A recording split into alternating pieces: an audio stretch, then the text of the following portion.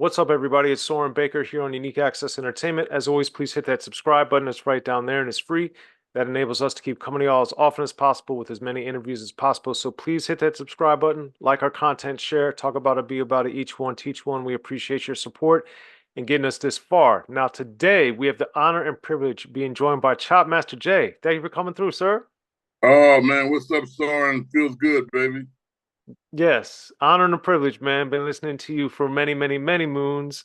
Mm, And we got so much to talk about today. One of the things uh, definitely is important is the 35th anniversary of Sex Packets, mm, uh, legendary album. Obviously, you contributed, participated, and helped bring that to the forefront in that magnificent piece of work. mm, Did a best albums on that. If people haven't seen the link, they should definitely check it. But one of the things I remember was, of course, back in that 89 era, 87, 88 era, the early era, you would sometimes get the vinyl or hear songs, but you necessarily wouldn't see videos right away like we have today or mm. even in the last 20 years per se. Right. So the difference I wanted you to explain as Digital Underground was coming up, as you guys were putting out 12 inches, getting your deal with uh TNT and then Tommy Boy. Mm, Once you saw the video for Do What You Like, which you did the drum programming on, for those that don't know, mm. what difference did you see even before Humpty, but just that song and that video, how did that change Digital Underground?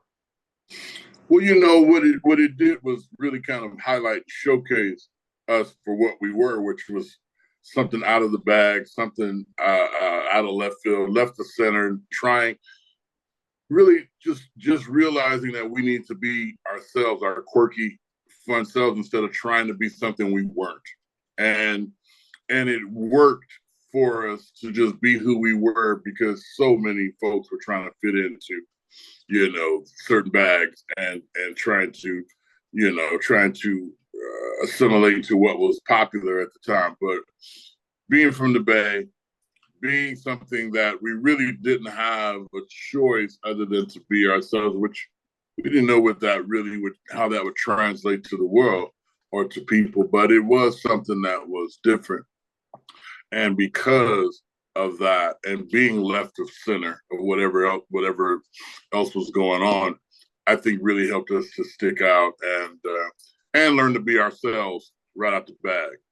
That was what was important about Do What You Like and that fun, silly video, and even the song itself. It was so silly when we made it and stuff, but it really was meant to be that party anthem.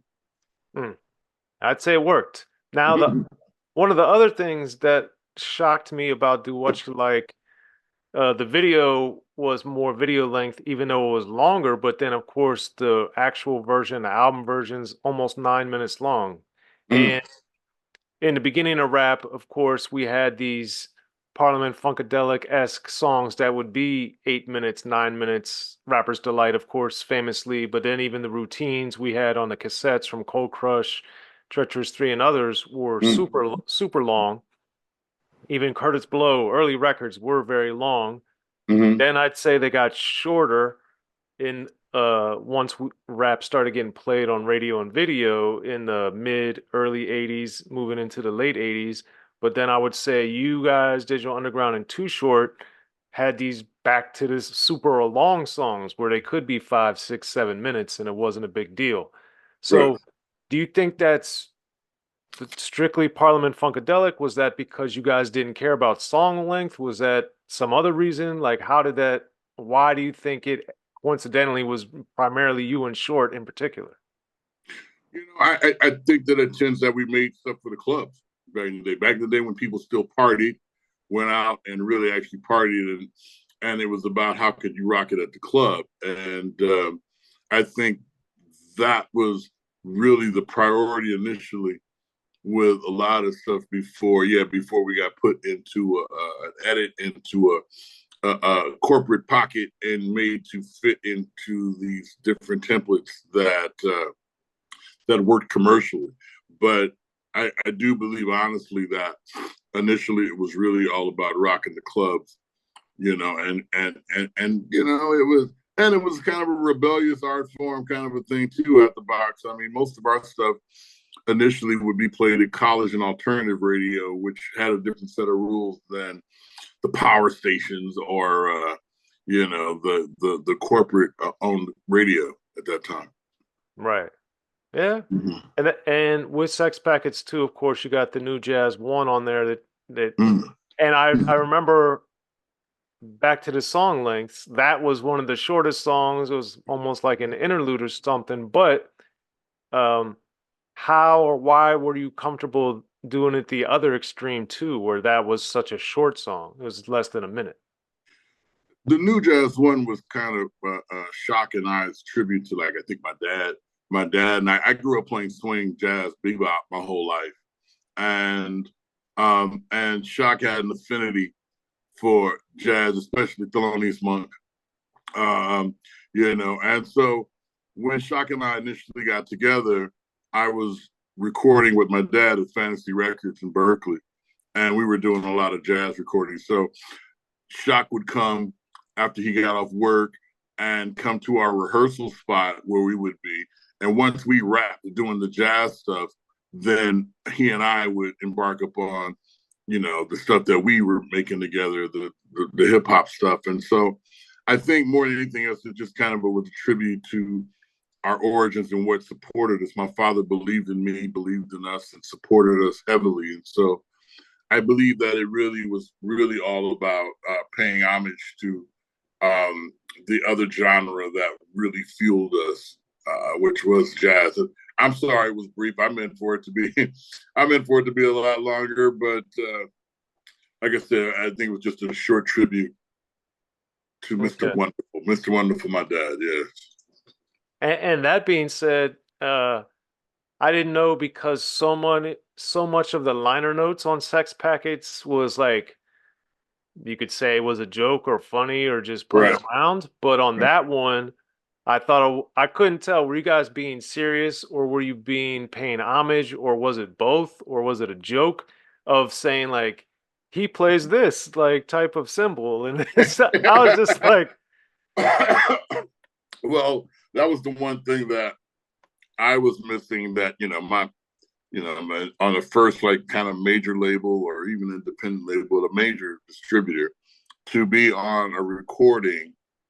Um, and most of my heroes, Lenny White, Billy Cobham, all of my drum heroes would always tell what gear they used, things of that nature, and it just made you feel like a pro or made you feel like that, And I just felt as though it was important to do that. That was the only thing I was going to get to be able to do that with, because everything else I was going to have to accredit an 808 drum machine, an octopad, a 909. I was going to have to attribute everything to Roland at that point, but no, it was important to make it feel as though Shock was on a Bosendorfer and I was on a 10-piece Gretsch drum set.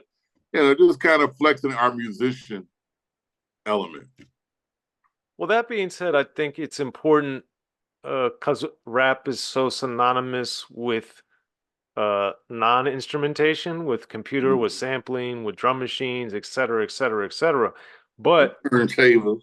turntables, of course, and then looping, everything. So that being said, the musicality of someone like and the melody that early on, of course, Curtis Blow and the Sugar Hill House Band had a lot of musicality. Even if they were just replaying stuff, they still did it.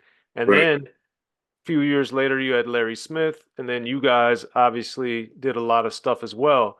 So why why do you think in rap there's this kind of non-acknowledgement of the brilliant musicality of certain individuals or certain producers or different people that bring in live stuff? Dre brings in live musicians. A lot of people do. Right. Well, I think back then, especially, it was about getting away from our parents' music, getting away from the way the music was created. And, it's it's sad because that's awful, you know what I'm saying, to just, to not just show, to be able to exploit all those music lessons, all that hours of rehearsal someone would have put in on their acts.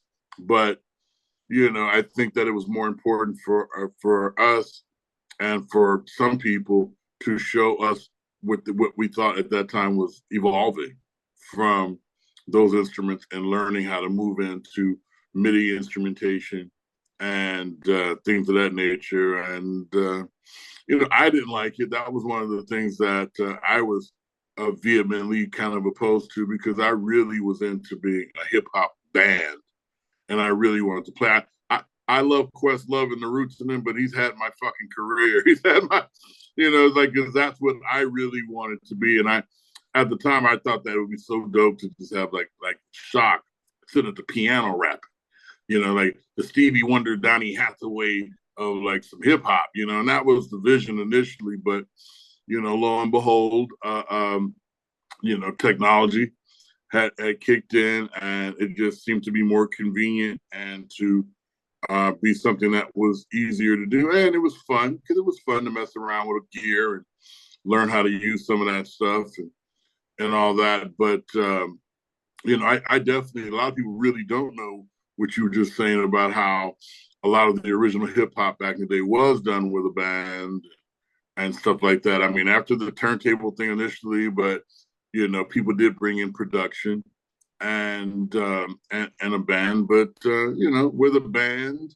and musicians and egos and habits and bad habits, it became, I guess, obviously a little more economical to strip it down and to do it that way. I think we all lost a little something with our souls with that, but the those machines lit up and they did things and they made sounds that we weren't able to make without a whole orchestra or whole horn section or all that stuff. So, the idea of musicianship and the idea of creating stuff with the newer technical instruments and and music boxes and ways was just, I guess, an evolution, just us evolving from instruments.